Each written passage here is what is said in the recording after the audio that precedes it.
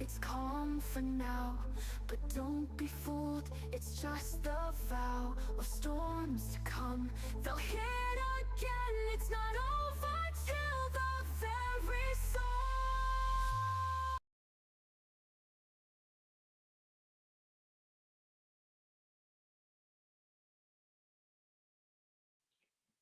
And hello everyone. Let me go ahead and turn off my music here. If I can find the button here. Alright, there we go. Um, today we're gonna be chatting about the fall severe weather season starting to kick into gear, and with that, a chance for severe weather tomorrow in parts of Kansas, Oklahoma, Texas, Missouri, Nebraska. The threats we're gonna be concerned about basically all of them: tornadoes, hail, wind.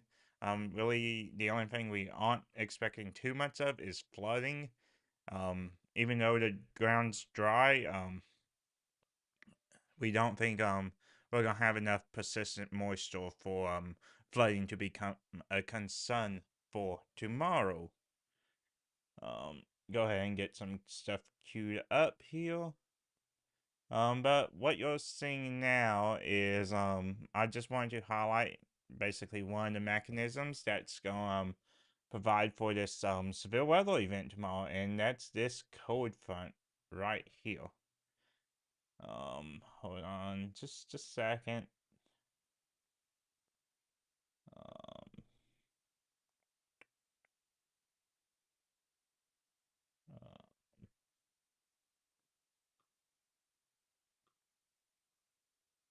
uh, okay. The area that I have circled here is kind of the area that we are going to be focused on as one of the forms of lift for severe weather, basically in this region to the east of I-35. um, Not really much else to highlight here. Just wanted to kind of point out, hey, here's kind of what's going on. Again, this is the wind speed, and you can kind of see this low hail. That's the signature of where the front is based on the wind. Um, yeah. So let's go ahead and switch over to some of the Grux packages and go from there. And give me a second because this has frozen as well. Boom. Okay. So yeah, here's kind of the risk area that the Storm Prediction Center has pointed out. Again, northern Oklahoma, most of Kansas, and parts of Missouri is kind of where the highest risk for severe weather is. And then let's go into the individual breakdowns here. Again, there's a 10 to 14% chance of tornadoes, a large area of 5 to 9%, extending down into North Texas as well. But again, well, you see this black hatched area? That's a signature of a 10% or greater probability of seeing a significant tornado, which is basically EF2 to EF3, 4, and 5s. So again, large violent tornadoes is what those are. Um, so Topeka, Wichita, you're both in that hatched area. Um, with that 10 to 14% chance of seeing a tornado, period. And then a greater than 10% chance of those being large and violent tornadoes. Again, most of Oklahoma, eastern Oklahoma, including Oklahoma City, Tulsa, Sulphur, Ardmore, McAllister, all in a 5 to 10% chance of seeing a tornado, and then a much larger 2% risk. Moving on to the wind risk is basically the same area, again, 30 to 44 chance of seeing severe wind gusts, um, so greater than 45, 50. Not not expecting crazy wind gusts here. And then hell is gonna be a tertiary concern or third concern. Again, nothing too crazy is expected, but we could see 10%, 15 to 25% chance of about quarter-sized hail is what we're expecting with that. Obviously, the big question is timing. Really, we're looking at afternoon. Maybe some storms starting around noon up in Kansas.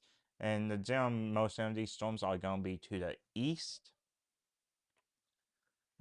Again, most likely time we're looking at tomorrow evening. So, again, it's getting dark early. So you will not be able to see anything that comes your way. And then 6 to 11 and ending by like 1 a.m. on Thursday. Go ahead and move up to the Wichita office and you'll see a similar story with their threat graphic. Again, enhanced risk of severe weather, so that's 3 out of 5 levels. So basically, you're seeing hail up to the size of golf balls, 80-mile-per-hour wind gusts, and again, a few tornadoes, couple strong, all possible. Again, starting around lunchtime, and then as you move south and east, you're talking about 3 p.m. Wichita, Eureka, Emporia, Topeka, and then 7 p.m. you're looking at Coffeyville and Chanute. So that's kind of the rundown of the general threats. I'm going to start diving into some of the model data, start going into some more details, and then we'll circle back to kind of a more threat breakdown again. I'll probably try to be live tomorrow about 5 or 6 Central Time for these. That's to be determined based on just things I have going on. But yeah. So what we're looking at now is the GFS model. Let me get to about now. So yeah. So somewhere in here, and then you'll see this and dip down here and move across, and this is going to be what's providing along with the cold front some of the lift in the mid levels of the atmosphere to kick off these storms and initiate them. This is a pretty deep trough as it starts to push out for the fall especially. Normally springs you'll see deeper troughs, but the fall conditions, it doesn't take a lot to produce severe weather, but it just rarely happens. I know there's some severe weather every spring. We'll go ahead and show kind of what we are expecting the reflectivity to look like. Let's go ahead and zoom in here. So really though, we're expecting 1 to 2 waves of this. One wave out in front, kind of associated with that trough kind of kicking up stuff, and then a second level back near the cold front. I have a better graphic that will show this a little bit better. So let's go over here. So again, 16Z. This is about noonish, little afternoon. As you move forward, you see kind of a first wave, and then this back kind of starts to get going. The primary tornado threat is going to be with this first wave early on in the day. So again, this is like 4 or 5 p.m. that we're seeing these supercells start to form here. If we go ahead and take a sounding from this environment, what we can see is that we kind of have a little bit of a good level for lapse lifted condensation level. Kind of low to the ground. Oftentimes you do want to see this a bit lower if you're looking for tornadoes, but the shear profile on this, so SRH is going to be 170, 180, about 200 is where you want to be this time of year to see tornadoes in the upper in the plains. Let's go ahead and go back up here, back towards Kansas City. Again, same type of stuff. Decent share in the lower levels. A little bit higher LCL, so kind of will prohibit some of that stuff. Hopefully. Move on. Later on the day, pick another sound, and you can see the atmosphere is kind of getting going and improving. The seal values are now over those 200 magical values. LCL is a little bit higher, but storms are expected to be able to modify this environment and bring it down a little bit. But again, this is going to be triggered close to the cold front here, so that's kind of eating away at some of the energy.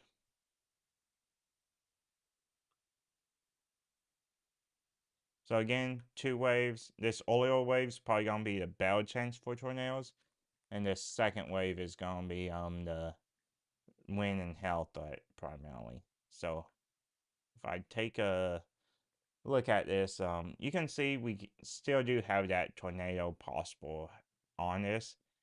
Still values are actually a little bit better. Kind of depends on how much this atmosphere does get worked over by these morning or these midday storms. But and then a couple hours later, we'll have to see how this line develops. It's trying to put storms out in front of the line, which would be what we call semi-discrete, and those would be the favorable tornado storms with this. And then once it coalesces into a line, you can still get tornadoes whenever you see inflow notches. So the tornado threat isn't going to be gone, but it will start to diminish still as it pushes off. Um, Anything I want to point out particularly here? Um, SIGTOR. Let's look at the SIGTOR parameters.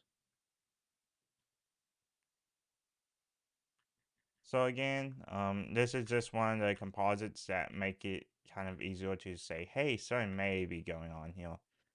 But you see, those low values of it, I mean, plenty enough to get things going, but nothing too crazy standing out in this run of the HUD. This is the 18Z on the 29th. So this was like, what, 2-3 hours ago? 4 hours ago? Something like that. Um, let's look at the SRH. SRH values are in the 300s. So that's going to be plenty of value, plenty of wind to get the atmosphere to turn in, some supercells to form, and have pretty decent structure with them. So looking at well-organized storms, with this, Seal isn't anything too crazy, but A, it's enough to sustain a storm, and B, it's not too much that it's gonna rip the storms apart. Let's look at the mixed layer Cape. Again, Cape is nothing crazy. We aren't expecting a large hail with this, but again, some severe hail is possible that's up to quarter-sized hail is possible for tomorrow. Sin, again, not much in the terms of a strong cap. So, storms should be able to fire fairly easily.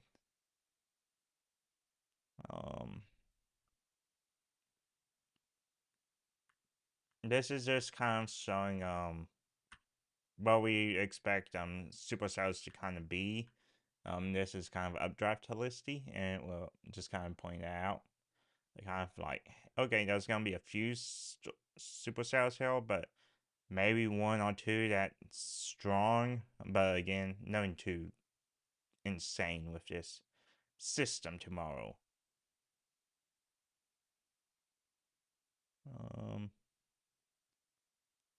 Let's go back to the categorical outlook. Again, there is an enhanced risk for northeastern Oklahoma, eastern Kansas, and northwestern Missouri, and that's going to be the area that we are anticipating large tornadoes possible. That's EF2, EF3 is probably where they're going to be at in terms of strength if you rate tornadoes off just wind speed. Anywhere in the slight risk though, we are expecting a chance of tornadoes. So just because you are in the orange doesn't mean the tornado threat is zero. There is a 5% tornado risk. Here's kind of that map: 5% tornado risk, and then 2% for Texas, Arkansas, Missouri, Illinois, Wisconsin, Iowa, Kansas, and parts of Nebraska. Again, there is a hail risk. Not too crazy concerned with this tomorrow, just because the Cape values aren't crazy. So up to coil size is about where they will be at, and winds. Again, 40, 50, 60 mile per hour winds. Again, nothing too crazy with this. Just don't have the profile that allows for these winds to get really up down to the 90s and hundreds like they were this spring. Um,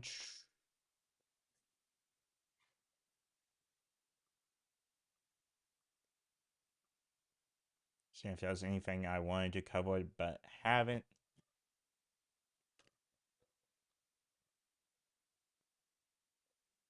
Um,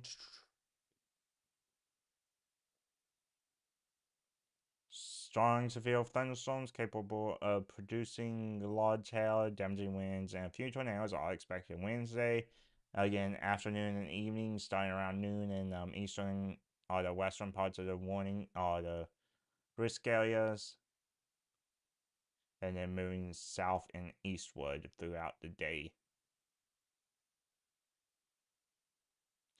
Um, so an upper trough like we covered earlier, in a Celia line across the Colorado, is going to move eastward ever so slightly. It's not going to make great progress, but it will provide just enough lift to kind of help get these storms going. And combined with the cold front, which also isn't moving crazy fast, but enough to again provide lift, and those two combined will kind of give the juice for these storms to get going tomorrow. Um, this is kind of a more scientific description, so just kind of trying to parse out, see if there's anything that I haven't touched on so far. Um, Mid 60s dew points. So typically severe level, we're looking for high 60s, low 70s is kind of the sweet spot for dew points. Although Howard can definitely get the job done as well, but just enough on the lower side of moisture to get severe weather tomorrow. Um, Daytime heating and steep lap rate salops will allow for the destabilization again. Cap isn't too strong tomorrow, but is there. Um, and then we also don't have a ton of energy up in the upper atmosphere, but again, enough to get the job done and sustain the storms for a little while. Not expecting any monster storms tomorrow. Um, just again the small hail and tornadoes really is the main threat for tomorrow.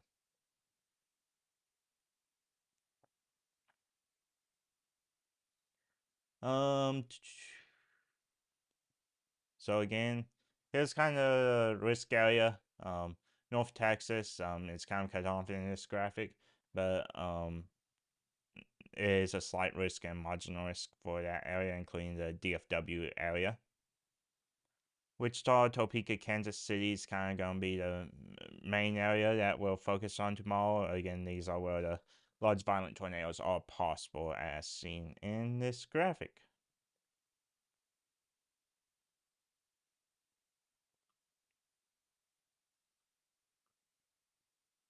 So yeah, um, this is kind of a shorter stream. Just kind of wanted to get something up there today, and probably gonna make a actual video on this later and kind of go a little bit into more detail about the threat, but kind of just wanted to get on, talk about what's going on, and if anybody had any questions they could pop in and ask. Yeah, gonna have a good forecast tomorrow, and then like I said, planning on being live tomorrow evening. Again, storms will have been going at that point. Kind of have a sense of how the day is going, so make sure you have multiple ways to get weather information. That's a smartphone, weather radio, TV, social media. Make sure it's good, well sourced, verified, all of that fun stuff. But yeah, be prepared with your severe weather precautions for tomorrow. It's a Wednesday, so not much in terms of football going on. So definitely a good sign there. But definitely do be paying attention. I know it's the fall, and a lot of people will have had their guards down. But it's that time of year. Well, we start seeing storms pop up again in the central plains. So we'll continue going on with that. Um, keep you advised all fall along, and also tracking a possible hurricane down in the Caribbean. Nothing too crazy about that quite yet, but it could have repercussions for Election Day. So we'll have a video up on that just so people can make plans for voting day. So yeah, anyway, appreciate y'all watching. Go and hop off and get ready to record a video over all of this stuff. So yeah, thank you for watching, thank you for listening. Hit that like button, hit the subscribe button, and I'll catch y'all on the next one. Bye.